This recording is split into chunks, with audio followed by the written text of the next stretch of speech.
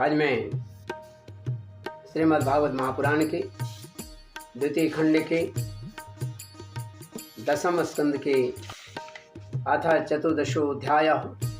14वां अध्याय ब्रह्मा जी के द्वारा भगवान की स्तुति संस्कृत में आरंभ कर रहा हूँ। त्रुटियों के लिए क्षमा करेंगे। ब्रह्मोवाच नौमीड्यते ब्रवपुषे तडिदम्बराय गुञ्जावतंस परिपीच्छलसन्मुखाय वन्यस्त्रजे कवलवेत्रविषाणवेणु वन्यस्त्रजे कवलवेत्र विषाणवेणु लक्ष्मणश्रिये मृदुपदे पशुपाङ्कजाय अस्यापि देववपुषो मदनुग्रहस्य स्वेच्छामयस्य न तु भूतमयस्य कोऽपि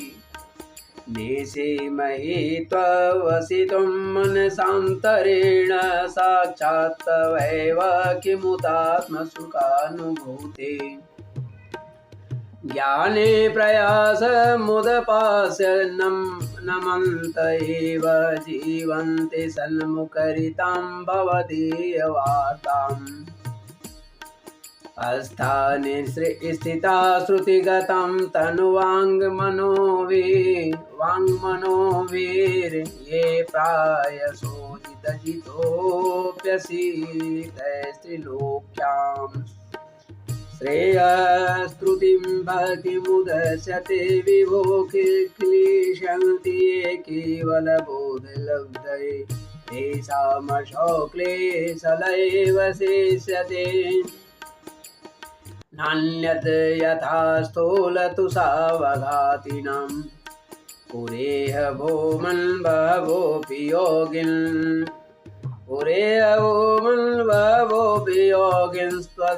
त्वदर्पितेहा निजकर्म लब्धया विबोध्यवक्त्यैव कथोपनीतया प्रपेदिरेञ्जोच्युतते गतिं परां तथापि भूमन्महिमा गुणस्य ते विबोधधूमर्हत्यमलान्तरात्मवि अविक्रियात् स्वानुभवादरूपतो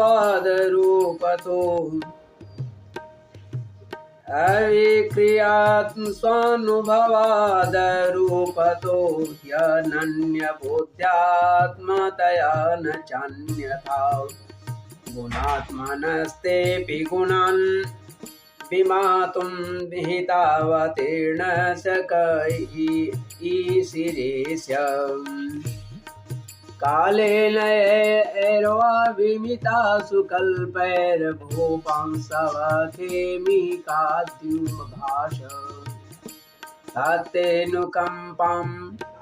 ततेऽनुकम्पं सुसमीक्ष्यमाणो भुञ्जान एवात्मकृतं विपाकम् हृद्वागवपुरभिर्विदधन्यमस्ते जीवितयो मुक्तिपदे सदाय भाग पश्ये समे नार्यमनन्तया दे परात्मनि त्वय्यपि मायिनी मायां वितते चितुमात्मवैभवम् ह्यहं क्रियानेक्षमिवार्चिरग्नौ अतः क्षमस्वाच्युत मे रजो भुवो ह्यजानतस्त्वत् पृथगी समानिना अजावलेपान्दतमोन्धचक्षुषा एषोऽनुकम्प्यो मयि नाथवानिति वां तमोमद खचराग्निवार्भो संवेष्टिताण्डघटसतवितस्तिकाय क्वेदृगविधा विगणिताण्ड पराणुचर्या वाताध्वरोमविवरस्य च मे चतिमहि त्वम् उत्क्षेपणं गर्भगतस्य पादयो किं कल्पते मातुरधोक्ष जागसे किमस्ति नास्ति व्यपदेशभूषितं तवास्ति कुचे कियदप्यनन्तः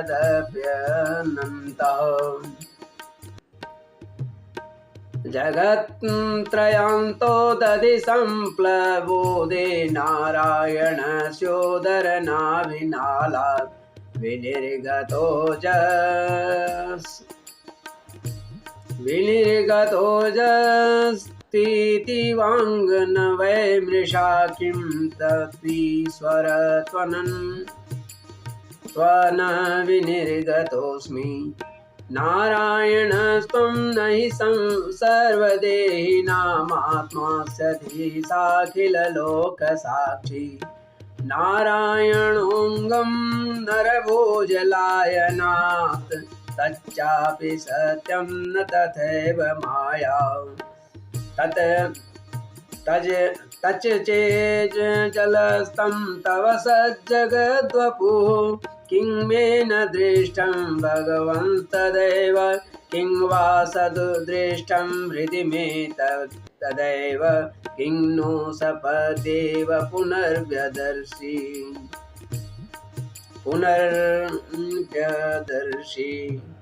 अत्रैव मायाधमनावतारे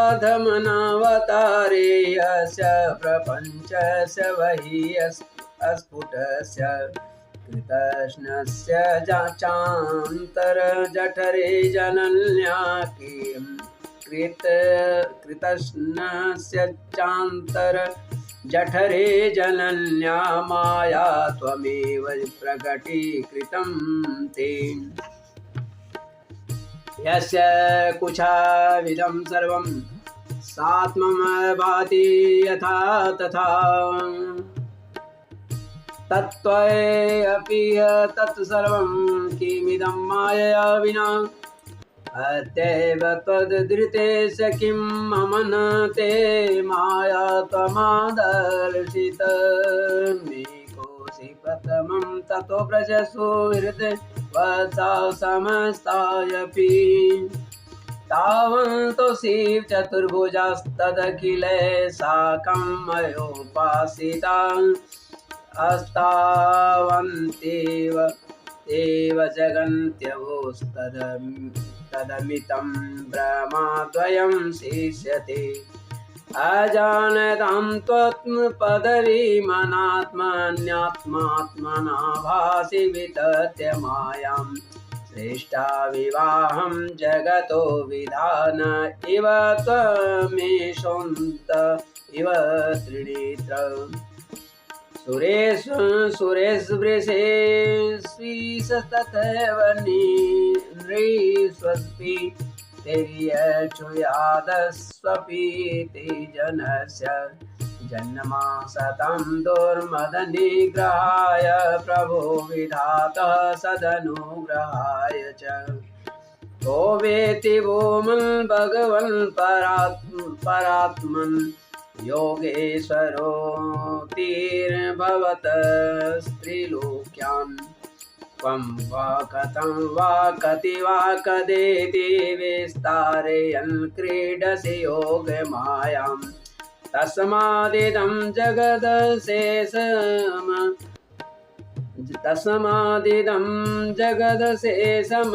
सत्स्वरूपं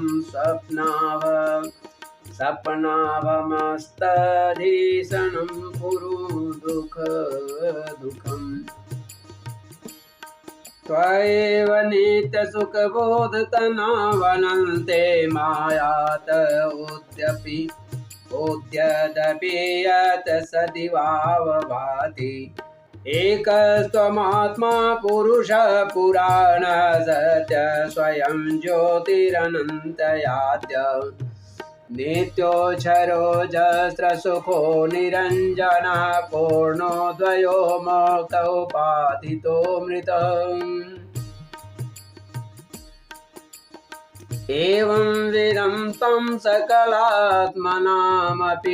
स्वात्मानमात्मात्मतया विचक्षते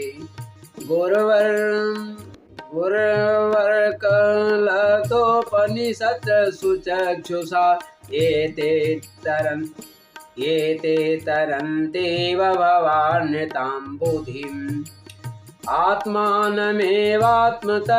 विजानतां तेनैव जातं निखिलं प्रपञ्चितं ज्ञानेन भूयोऽपि च तत् प्रलीयते रज्ज्वामहिर्भोगभवो यथा अज्ञानसंज्ञो भवबन्धमोक्षो द्वौ नाम नान्यास्तरितज्ञभावात्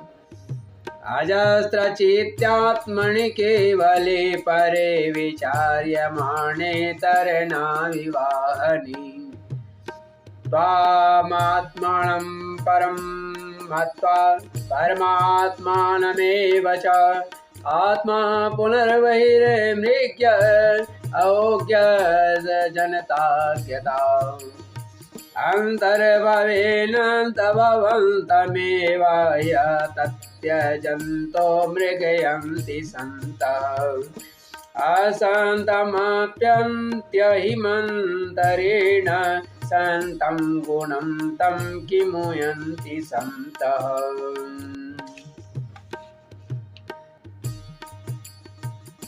अथापि ते देवपदाम्बुजद्वय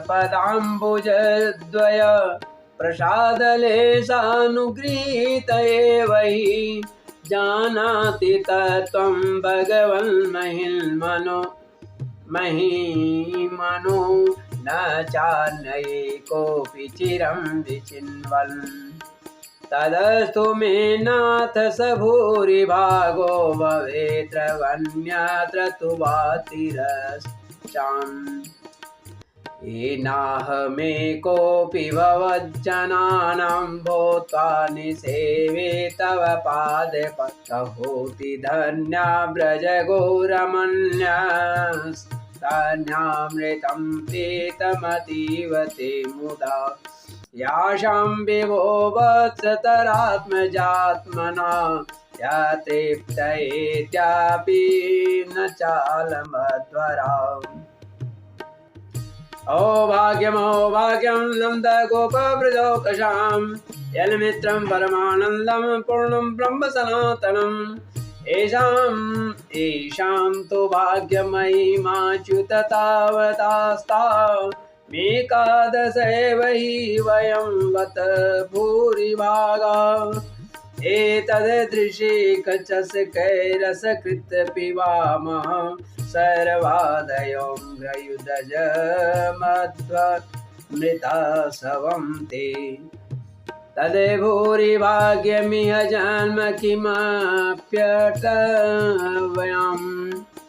यद् गोकुलेऽपि कथमङ्घ्रिरजोऽभिषेकं यज जीवितं तु निखिलं भगवान् मुकुन्द त्वद्यापि यत् पदरज श्रुतिमृग्यमेव येषां घोषनिवासिनामुत भवान् किं देवरातेदिनास् चेतो विश्वफलात् फलं त्वदपरं कुत्राप्ययन् मुह्यति सद्वेषादिवपूतनापि सकुला त्वामेव देवा पिता यद्धामार्थसुहृत्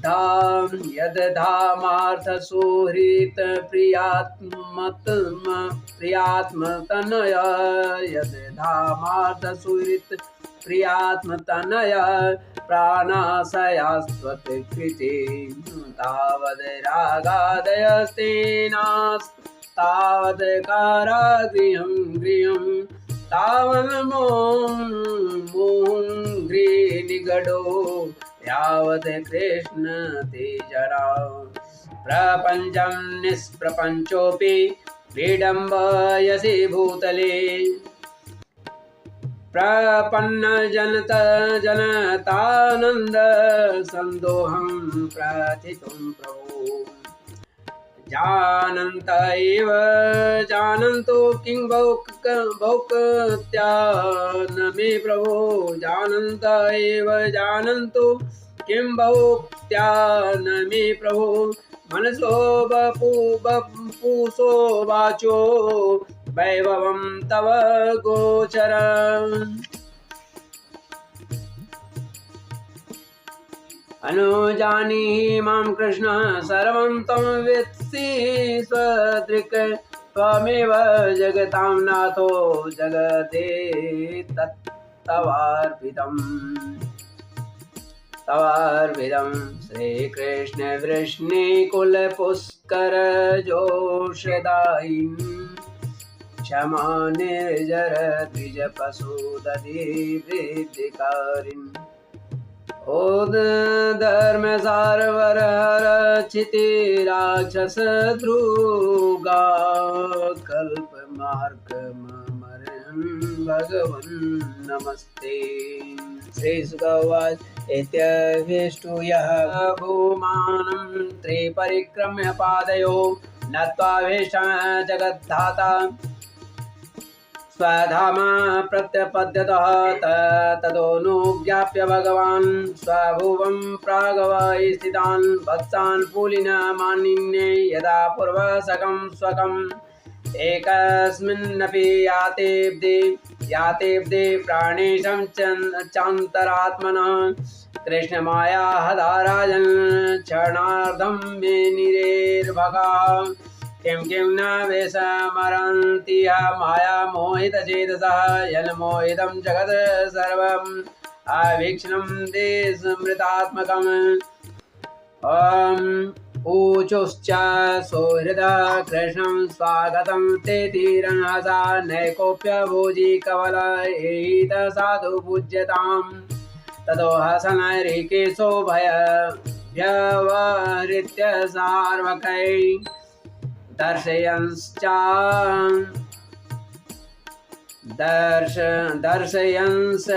चार्माजगरं न्यवतत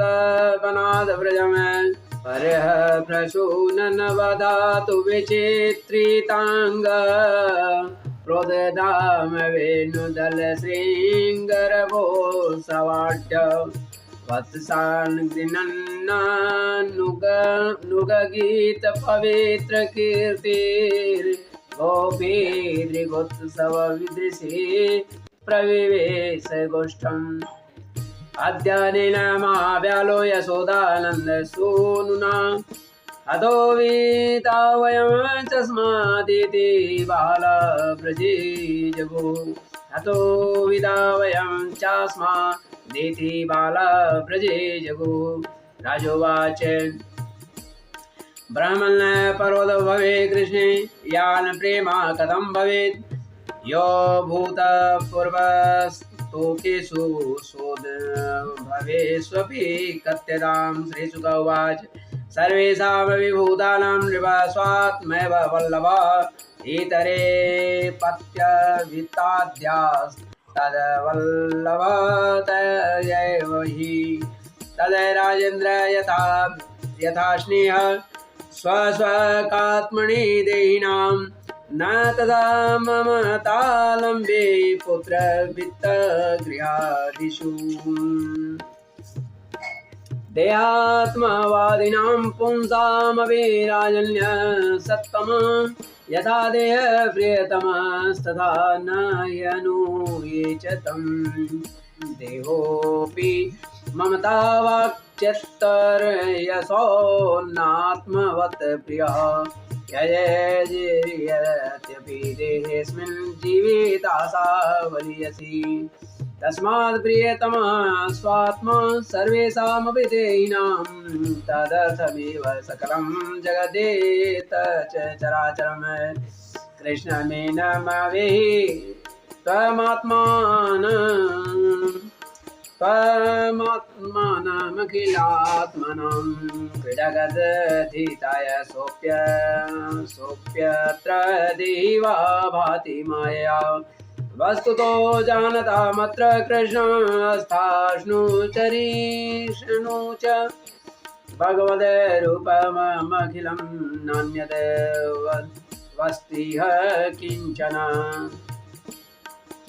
किञ्चन सर्वेषामपि वस्तूनां भावार्थो भवति स्थितः तस्यापि भगवान् कृष्णः किं तद्वस्तुरूप्यताम् समाश्रिता ये पदपल्लवप्लवं महत्पदं पौल्ययशो मुरारे भावाम्बोधिवत्सपदं परं पदं यद्विपदां न तेषाम् एतत्ते सर्वमाख्यातं यत् पृष्ठोऽहमिह त्वया यद् कौमारे हरे कृतं पौगण्डे परिकीर्तितम् एतद् सुहृद्भिश्चरितं मुरारे रघार्दनं साद्वलजीवनं च व्यक्तेतरद्रूपमजोरवैष्टवं गृह्णनेति नरोऽखिलार्थान् एवं विहारे कौमारं जतुर्व्रजे नीलायने सेतुबन्धैर्मर्कटोत्प्लवनादिभिः। इति श्रीमद्भागवते महापुराणे पारमहंस्यां संहितायां दशमस्कन्धे पूर्वार्धे ब्रह्मस्तुतिर्नाम चतुर्दशोऽध्यायः। इस प्रकार श्रीमद् भागवत महापुराण के द्वितीय खंड के दशम स्कंद के अथ चतुर्दशोऽध्याय 14वां अध्याय ब्रह्मा जी के द्वारा भगवान की स्तुति यहाँ संस्कृत में समाप्त होता है। श्रीमद् भागवत महापुराण के द्वितीय खंड के दशम स्कंद के अथ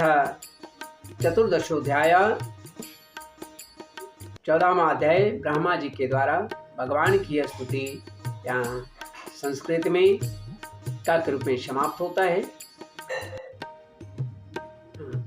खा के रूप में आरंभ होता है। का शेष भाग त्रुटियों के लिए क्षमा करेंगे।